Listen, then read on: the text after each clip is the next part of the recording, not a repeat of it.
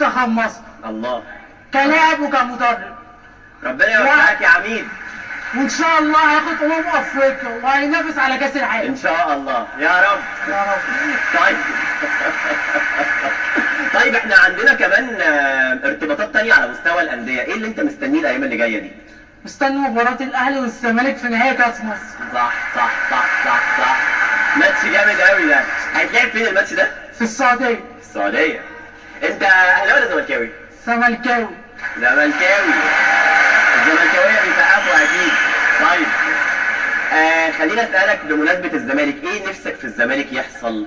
الزمالك فك القيد، حل شويه مشاكل، نفسك في ايه في الزمالك الفتره اللي جايه؟ نفسي صفقات اكتر نحسن شكل الفريق. 2 عايزين مهاجم هجام تمام زي عمرو زكي وعبد الحليم علي وجمال حمزه الكريس سبب نادي الزمالك. عايزين مهاجم هجام للزمالك، ده اللي عايزه عبد الرحمن. طيب نفسك في ايه تاني للزمالك؟ على فكره الكابتن حسين لبيب هو ورانا رئيس نادي الزمالك.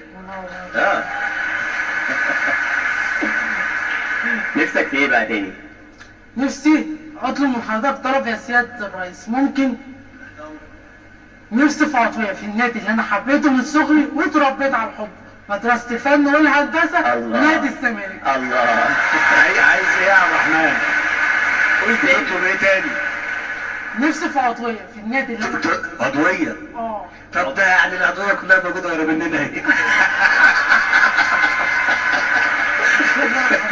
يعني مش انا حتى اللي مش هجاوبك الطلب ده يا عبد الرحمن.